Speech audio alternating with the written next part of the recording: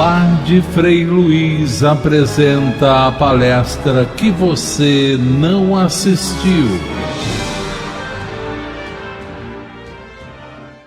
Para nos falar sobre esse jugo, né, hoje nós temos o nosso irmão Fernando Lucena, que vai nos falar uma palestra cujo tema é Jugo Suave.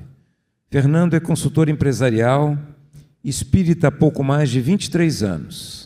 É palestrante em casas espíritas, voluntário na assistência à família com vulnerabilidade social, na localidade do Anil e Rio das Pedras e arredores. Fernando, por favor. Fernando, a gente botou um cronômetro ali para você poder ter melhor orientação do tempo. Obrigado. Bom dia a todos. Que bom, obrigado pelo convite da casa. E é com muita emoção, muita alegria, que eu venho aqui conversar com vocês sobre esse tema que, mais do que o preparo, a introdução que foi feita aqui pela mesa, pelos irmãos que aqui leram e comentaram, eu não tenho a plena certeza, mas desconfio fortemente, que eu deveria estar aqui hoje falando sobre isso. Acredito plenamente que, mais do que falar, eu precisava ler sobre, eu precisava escutar sobre. A orelha mais perto aqui é a minha.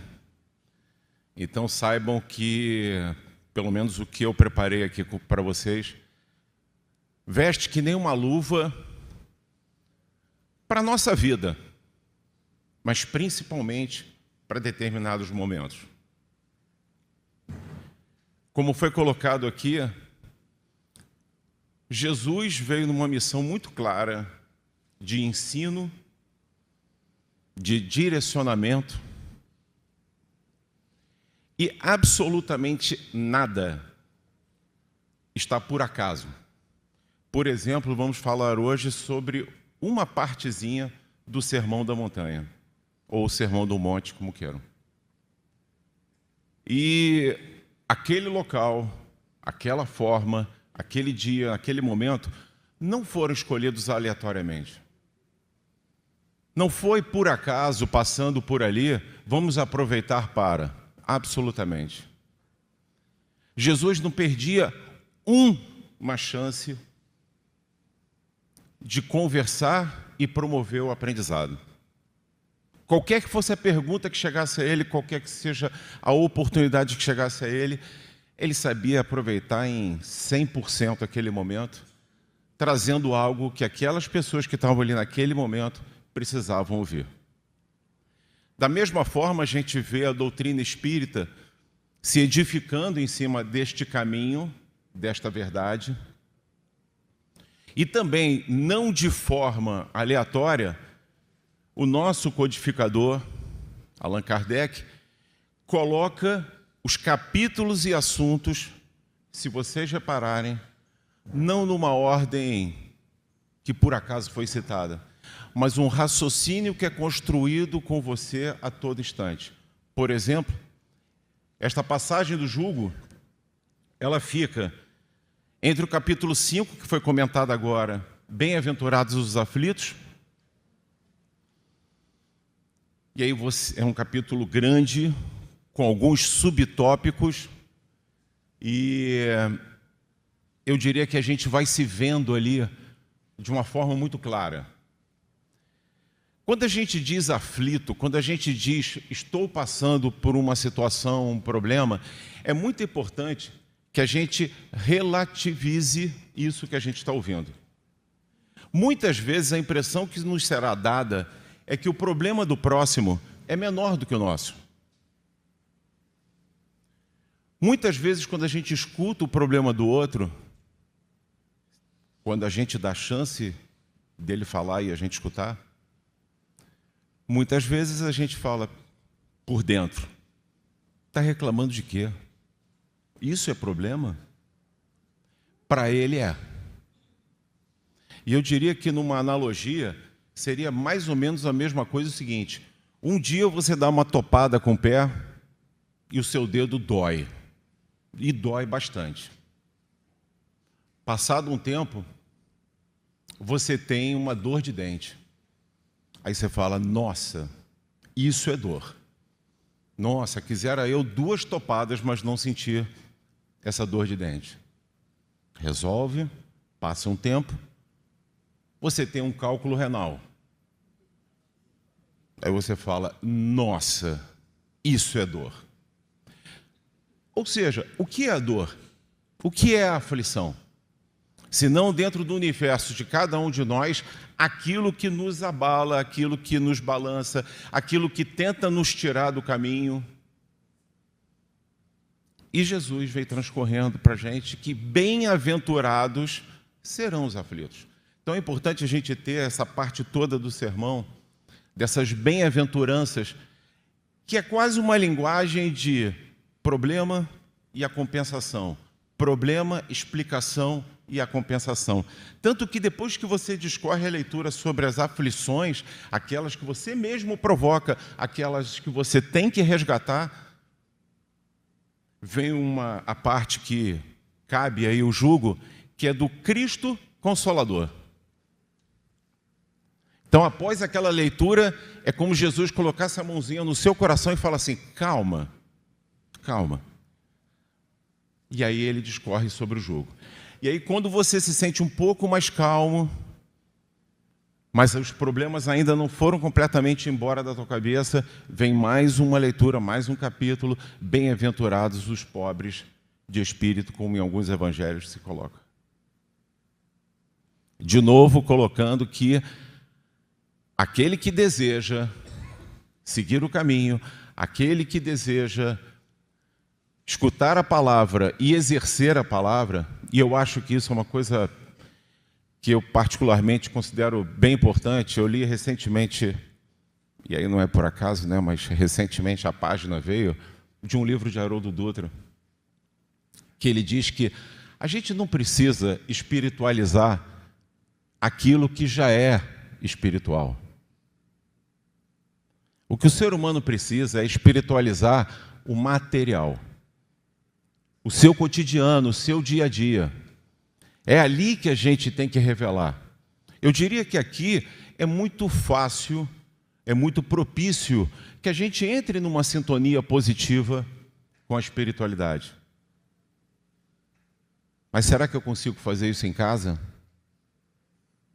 No trânsito, no trabalho, nas minhas relações fraternas de família? Esse é o convite. Quando a gente fala dessas bem-aventuranças e desses consolos que a gente recebe por parte do Cristo, é importante também que a gente enxergue que essa existência não é a primeira e provavelmente não será a última. Tomara que para alguns aqui se iluminem e assim seja.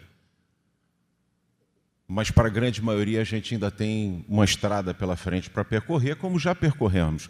Mas qual é o consolo disso? Que vocês escutam tanto na doutrina.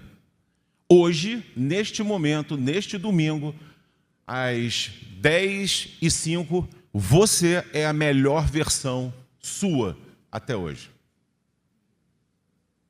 É a melhor versão. Aí você fala, nossa, mas não é não, Fernando. Eu já penso tanta coisa ruim, sem querer eu desejo mal. É tanta blasfêmia que vem na cabeça. Entendam, já foi o tempo, graças a Deus foi, que você nem percebia isso.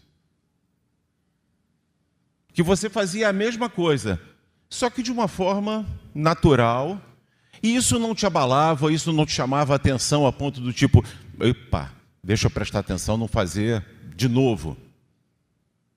Já foi esse tempo.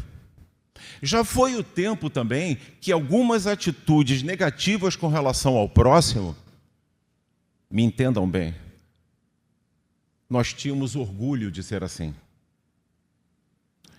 Com frases do tipo, quando eu não gosto, eu falo. Sem querer saber se está machucando, sem querer saber se aquilo é conveniente, sem querer saber se aquilo está ajudando. Mas eu sou transparente. Então, automaticamente eu coloco aquilo que eu senti, percebi, entendi.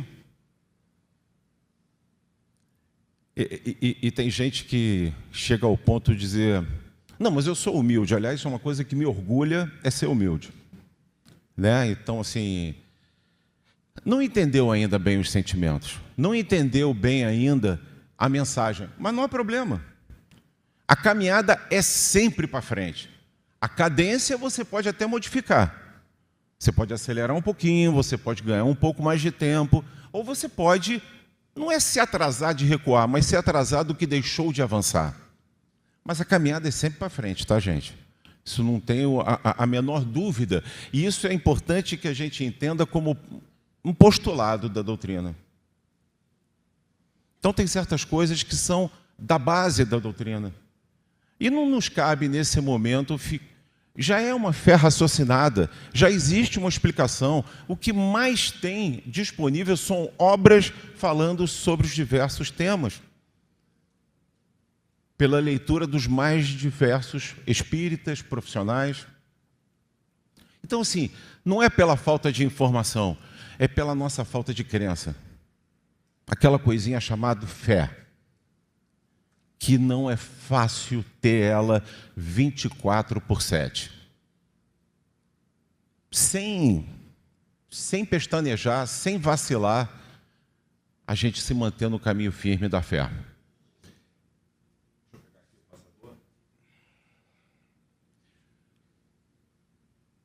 Então, como eu disse a vocês, parte do Sermão do Monte, e essa é uma das reproduções, traz Jesus, neste caso, sentado.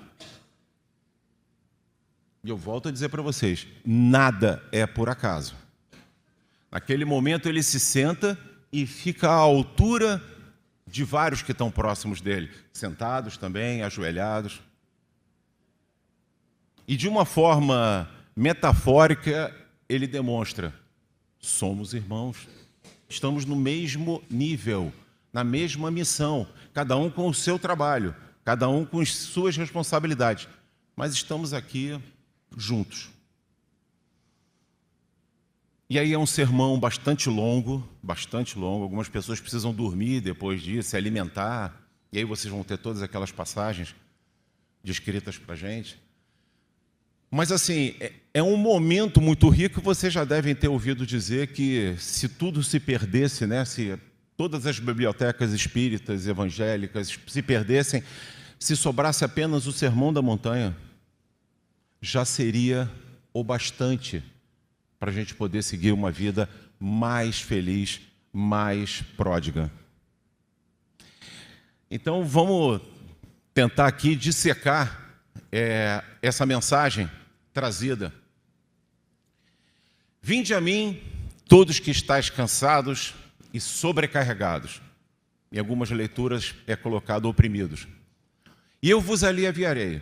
Tomai sobre vós o meu jugo e aprendei de mim, que sou manso e humilde de coração. E achareis descanso para as vossas almas. Porque o meu jugo é suave e o meu fardo é leve.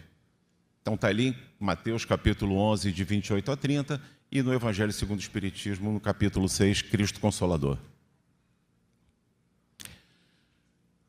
Tem que prestar atenção em cada palavra que está colocada aqui. E aí, para facilitar, eu botei aqui algumas em negrito e vou dar a minha leitura para vocês. Vou compartilhar da minha leitura para vocês. Primeira coisa, é um belíssimo convite. Vinde a mim. Então, tal como o nosso irmão falou aqui da primeira pergunta da codificação, que se refere à espiritualidade, que é Deus e não quem é Deus, as palavras não são colocadas de forma aleatória. Então, vinde a mim é um convite que Jesus faz naquele momento. Vem junto. E o que é ir junto? É seguir o caminho, é seguir juntinho. E quando você adiantar, pode estar certo que eu estou atrás de você. E quando você não me vê atrás, pode estar certo que eu estou preparando a frente para você e te preparando os lados também. Mas o caminhar é teu. Eu não vou lhe carregar no colo. Eu não vou repartir com você aquilo que é sua responsabilidade. A gente pode se confortar, a gente pode se conformar, mas a gente não compartilha do tipo, carrega você porque eu não aguento. É teu. Então faça um esforço, porque se veio é porque Jesus tem certeza que você conseguiria. Absoluta certeza, maior do que a sua, maior do que a minha. Ele sabia de que pode entregar que ele vai dar conta. A segunda palavra, junto com esse convite, é eu vos aliviarei.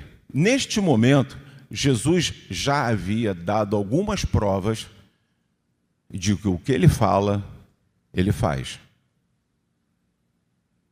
Seja para aqueles que estavam ali mais próximos, os discípulos, e aqueles que estavam ali se interessando e aumentando esse grupo, já tinham percebido, ou já tinham literalmente, testemunhado que aquilo que Jesus está colocando é porque, com certeza, ele vai fazer, ele vai materializar aquilo ali para a gente, como foram determinadas curas, como foram determinados milagres. Então ele fala, eu vos aliviarei, pode vir. E esse peso vai parecer um pouquinho diferente do que estava para você. E uma das formas de parecer diferente é quando você começar a entender mais sobre ele. Então, tomai sobre vós o meu jugo.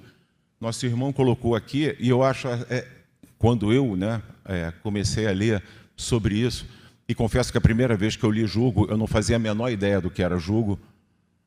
Até pensei, jugo, não está faltando o L, era jugo, né? Não, enfim, era minha ignorância mesmo. E é exatamente isso, aquela trave de madeira que é colocada geralmente em cima de bois. E como nosso amigo falou, aquilo ali ajuda na tração do arado para arar a terra. Mas eu acho que vai um pouquinho mais além disso. Aquela madeira, como foi colocado, te mantém andando na mesma direção. É complicado se a minha trave e a outra trave está colocada nos nossos pescoços, que a gente percorra dessa forma. A gente vai ter que seguir junto, ok? Na mesma direção. Podemos mudar de vez em quando o sentido, mas a direção será a mesma. Além disso, se o outro boi é um pouco mais velho e está cansado, o mais jovem entende que não adianta apressar o seu caminho. Não adianta apressar o passo. Deixa eu colaborar. Como da mesma forma também aquele que é mais velho, que está mais cansado, também vê a necessidade de respirar e se esforçar um pouquinho mais para dar conta da passada que está se tendo ali. E a pergunta, a boa pergunta que fica, tá, já entendi. Uma parte do jugo está sobre mim. E a outra? Quem é? Uma boa pergunta. Neste momento, com Jesus. É Ele que está indo junto. Então, a gente realmente tem um exemplo a seguir, a gente tem um modelo, e é esse que a gente segue. E aí ele fala, tome sobre vós, ou seja, aceita. Porque sou manso e humilde de coração. O que é um manso e humilde? Uma porção de coisa, mas principalmente, eu não vou lhe pedir nada que eu não tenha certeza que você pode fazer, eu não vou lhe pedir nada que seja um capricho meu. Eu sou manso e humilde de coração.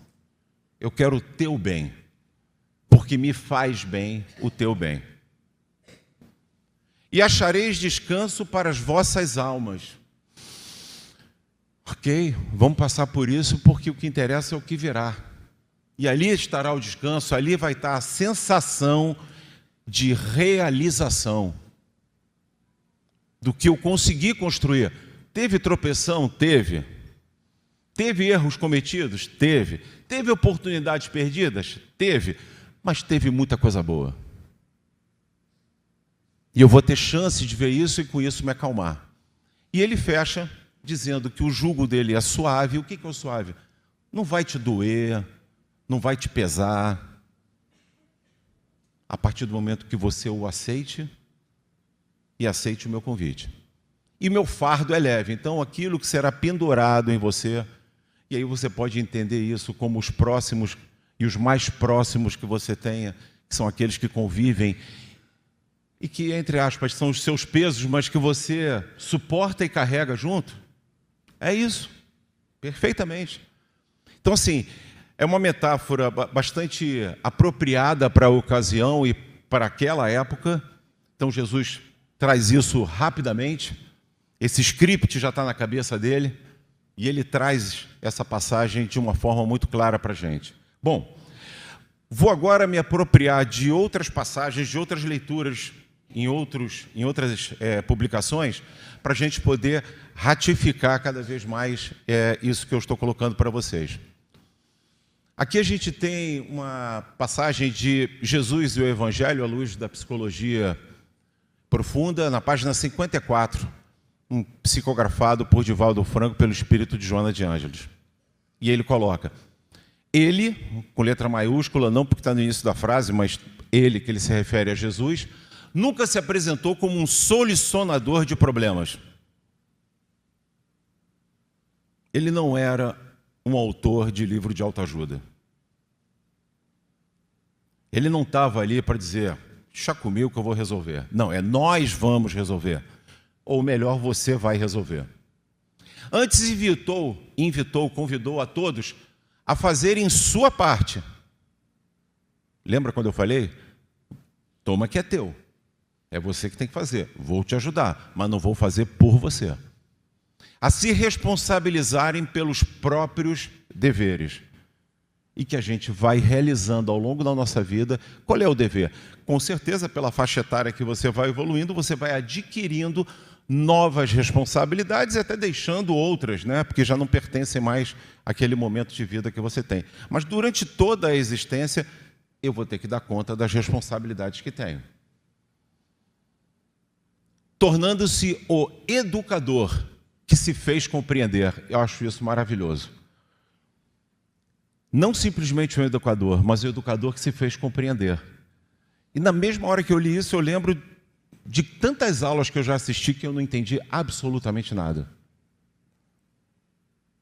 Eu não via propósito no que estava sendo dito, não interessa se foram as primeiras leituras, e até hoje, tá? Tem algumas que são bastante complexas de entender, dentro do espiritismo, ou se foi de química inorgânica. Pouco importa. Mas eram momentos que estava ali o educador, que eu não vou duvidar absolutamente da sua competência, conhecimento sobre o assunto, mas que eu não compreendia. E se não compreendeu, não comunicou. Se não comunicou, eu não tenho conhecimento disso. Eu não saio diferente do que entrei. Diferente com Jesus. O ser humano, e isso é uma passagem também do livro A Luz da Psicologia Profunda, na página 52, Divaldo, pelo espírito de Joana de Ângeles. O ser humano é o somatório de suas expectativas, tomadas de decisão e realidade. Tem algumas coisas que são complicadas da gente explicar, né? Quando eu pergunto para vocês, por exemplo, e podem responder aí em voz interna, o que é felicidade? O que é ser feliz? E a última coisa que me vem quando eu leio esse tipo de coisa é que existe uma equação onde do lado de cá existe expectativa, do lado de cá existe realidade. Quando essa expectativa ela é muito alta, vai dar negativo, o que significa infeliz. Quando a sua expectativa se ajusta e você consegue pelo menos equilibrar o 0 a 0, ok, é o que eu esperava, aconteceu. Então, na verdade, não é uma questão de ficar falando sobre o que está acontecendo, por que está acontecendo, por que comigo? Mas de entender o outro lado da equação. Qual é a tua expectativa? De perfeição, de que não vai errar, de que não vai tropeçar, de que o próximo vai te falar alguma coisa que não é o que você esperava que ele dissesse? Menos. Ajusta a tua expectativa. E no meio dessas duas coisas tem as nossas tomadas de decisão, o nosso livre-arbítrio. Poxa, mas não precisava, né, Fernando? Por que Deus não me criou já certinho? Deixou comigo e eu fico errando toda hora. Ele podia ter, né, me colocado ali e te conduzido como marionete, é isso mesmo? E te conduzindo a fazer as coisas que você nem entende porquê e nem ainda foi da sua vontade, mas que você foi conduzido a... Não, isso não tem a ver com a doutrina. Isso não tem a ver com a palavra de Jesus. Então, realmente, a responsabilidade é minha e o livre-arbítrio para as decisões que eu tomo também são minhas. E junto com isso vem a responsabilidade. Agora, no despertar, e o segredo da reforma íntima do Haroldo Dutra, eu peguei mais um pedacinho, colocando o seguinte: o programa de amadurecimento das expectativas, porque isso é legal, né? Tá bom, já entendi que eu tenho que ajustar a expectativa. Como? Já entendi o quê, mas como? Está completo na doutrina espírita. Está completo. Você quer saber como é que você ajusta a sua expectativa? Leia a doutrina. Estude a doutrina. Escute falar sobre a doutrina, para que você possa cada vez mais se integrar e se inteirar daquilo que está sendo colocado. Se entregar também. Então está colocado ali por ele, eu acho que de uma forma muito clara, porque essa doutrina ela não nos ilude. Não tem nenhuma passagem aqui dourando a pílula para você. Absolutamente. O próprio Jesus não dourou a pílula de ninguém. Mas fez aquela pessoa compreender que aquilo era uma coisa que ela tinha que passar, que ela tinha que resolver, que aquilo existia uma razão suprema para acontecer. É a vida real, como está colocado aqui na doutrina. Foi bem colocado aqui na introdução, na leitura que a gente teve aqui de preparo. Jesus é nosso guia e modelo. Guia, aquele que comenta o caminho que você está, te faz conhecer as características desse caminho, mas mais do que isso, é um modelo a ser seguido. E aí você fala: espera aí, Fernando, muita calma nessa hora. Como vou seguir Jesus, um modelo? Mas está muito longe. Qual o problema? O quão mais perto você poder ficar, que sejam centímetros ou metros ou quilômetros, não interessa. Mas o importante é que Ele está te guiando e de que Ele é o teu modelo de perfeição. É esse o caminho. E aí vejam que coisa bacana, gente. De vez em quando a gente esquece, ou pelo menos esqueço, que a gente é centelha divina. Que cada um de nós foi criado da mesma forma que Jesus foi criado. Todos somos filhos, tanto que chamamos Jesus de irmão. E a gente esquece dessa centelha que está dentro de nós. E a gente fica procurando fora como a gente faz para seguir o guia e obedecer aquele modelo que ele está colocando. Olha para dentro. Tanto que é o despertar, é a reforma íntima. E aí é você com você mesmo. O que nós espíritas estamos precisando, então eu quis questão trazer aqui para vocês, não é de espiritualizar o que já é espiritual, nós precisamos espiritualizar o que é o material, nós temos que espiritualizar o nosso cotidiano. Ou seja, tirar a leitura do livro e passar para a prática. Não é fácil? Não. Absolutamente está dito aqui, não é fácil. É possível? Muito, porque está prometido. Então, na verdade, o que eu preciso é o Evangelho, ou qualquer outra obra, Livro dos Espíritos, o que vocês... é pegar aquilo e trazer para nosso dia a dia, para o nosso cotidiano. À luz das palavras de Jesus e da doutrina, a máxima que apregoa que pau que nasce torto nunca se endireita e morre torto. é válida apenas para aqueles que não conhecem Jesus e a doutrina. É uma falácia dizer que aquilo que está torto não vai se endireitar. Vai, pode. Com certeza. Vocês já devem ter tido essa experiência em casa, de uma arvorezinha, de uma plantinha que vocês têm, que estava tombada demais, e você vai lá e bota um gravetinho do lado, prende, e aquele gravetinho ajuda, até que aquele caule ali tome mais vigor e consiga se sustentar por si só. Ok? É esse pauzinho que a gente está precisando do nosso lado, se amarrar nele, se agarrar nele, porque, gente, não é fácil de vez em quando. É aquilo que eu tenho amigos que falam assim, é raro, mas sempre acontece. Então, assim, de vez em quando é bem complicado a gente aguentar reto, né? A gente dá uma tombadinha, a gente dá uma vontade de cair, de desistir. Não dá para mim, não estou para isso.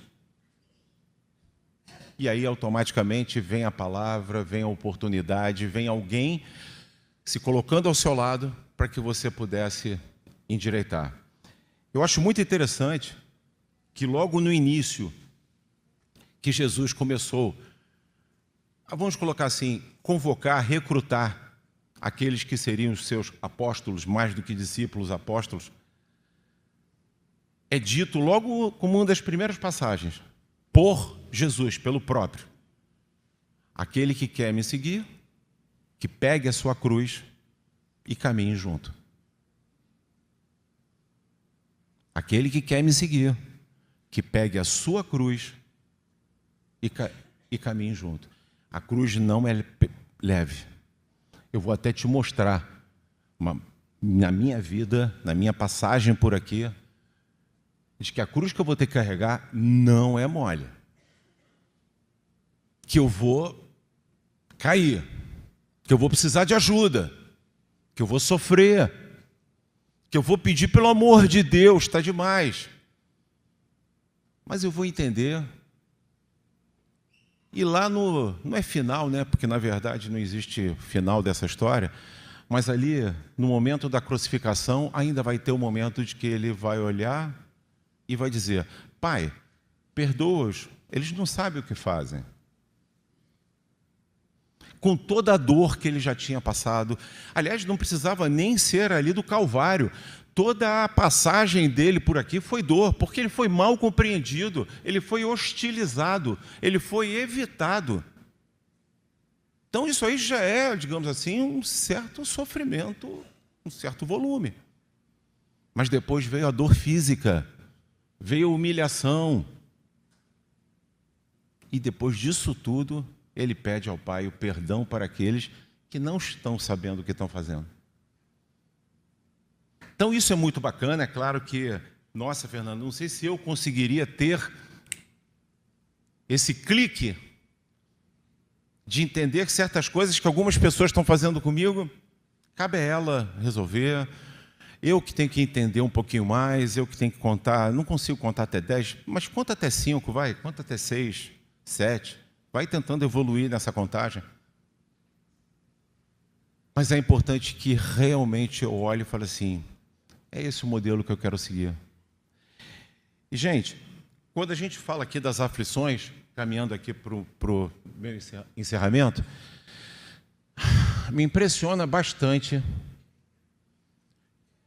quando a gente lê que parte das nossas aflições nós trazemos de existências anteriores como resgates, como pagamentos que temos que fazer. E parte das nossas aflições são provocadas por nós nesta vida, nesta passagem. Ouso dizer para vocês, como já ouvi de mais de uma pessoa, de mais de um entendido da doutrina, mais de metade são provocadas na própria. Até porque o peso que foi lhe dado no planejamento reencarnatório foi extremamente adequado, apropriado. Tanto que a gente já deve ter ouvido falar e ler, que às vezes a gente quer, tipo assim, bota para cá, me dá que eu vou resolver, me dá que eu também vou saldar essa dívida. E a espiritualidade fala, querido, calma, faz o seguinte, ótimo tua boa vontade, que lindo, mas pega esse pedaço aqui.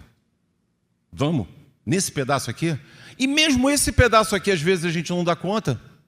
Imagina se a gente tivesse arrebanhado tudo que a gente queria. Então, assim, o planejamento é completamente adequado. E aí, quando eu paro e penso que mais de metade das minhas aflições podem estar nesta própria existência, o Evangelho me traz um convite de fé, o Evangelho me traz uma mensagem de esperança, de consolo, de explicação do que é a verdadeira felicidade, mas principalmente um convite a uma coisa chamada mudança de hábito, que não é fácil, porque a gente faz tantas coisas há tanto tempo que a gente já se habituou. Dizem, né? Algumas publicações colocam que se você fizer determinada coisa por 21 dias, você adquire o hábito. Pode ser que sim. Mas eu acho que você adquire o hábito quando você quer. E a vontade não dá para ser ensinada. A vontade não dá para ser implantada. A vontade vem de dentro. Essa maçaneta da vontade só abre por dentro. Posso trazer todo o conhecimento, posso trazer toda a circunstância para você, mas só com a sua vontade você vai conseguir mudar o teu comportamento. Então, como eu disse a vocês logo no início, eu não tinha plena certeza, mas desconfiava fortemente que eu precisava estar aqui falando para vocês, mas uma coisa eu tenho mais certeza ainda. Eu precisava ler sobre isso nestes dias e eu precisava vir aqui falar para eu me escutar sobre isso que eu estou dizendo para vocês. E a coisa fica tão clara para a gente. Essa semana foi uma semana tumultuada. Eu venho de um mês tumultuado e junho é do meu aniversário, então já tem uma compensação. Eu sou meio supermercado Guanabara. Para mim, aniversário é mês, entendeu? Não é só um dia. Então, assim, eu adoro, gosto, adoro. Então é aquela coisa intensa, mas não está fácil, não. E essa semana, por exemplo, culminou no dia de ontem. Nós perdemos uma das gatinhas que a gente tem de uma forma muito inesperada. Eu já perdi um cachorro, mas ele foi nos preparando, né? Ele foi ali, o bichinho foi sofrendo um pouquinho, mas ele foi preparando a gente com a ideia de que, diferente dela, né? A gente internou ela quarta-feira e ela partiu no sábado. Dói. Dói porque fica um buraco, porque quem é que tem um pet que não coloca como parte da sua família? Então, assim, dói aquele buraco que fica, aquele espaço que fica. Ah, mas os dias se passam e você vai se acostumar. Mas quantos dias? E como vai ser enquanto eu não me acostumar? Lê, conversa, escuta. Quem sabe isso não te ajuda a se preparar no antes, durante e principalmente depois. Que a paz do nosso Senhor esteja sempre conosco e a espiritualidade nos guie na direção daquele que é Jesus. Obrigado, gente.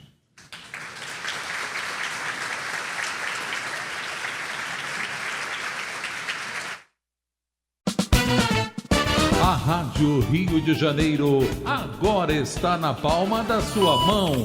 Baixe gratuitamente o aplicativo da rádio. Rádio Rio de Janeiro. Na Play Store e Apple Store. No seu celular e busque Rádio Rio de Janeiro Oficial. E você pode ver e ouvir a emissora da Fraternidade, saber detalhes da programação da rádio, se inscrever no Clube da Fraternidade e ainda ficar por dentro das novidades da sua Rádio Rio de Janeiro. Rádio Rio de Janeiro, há 52 anos, a emissora da Fraternidade, cada vez mais perto de você.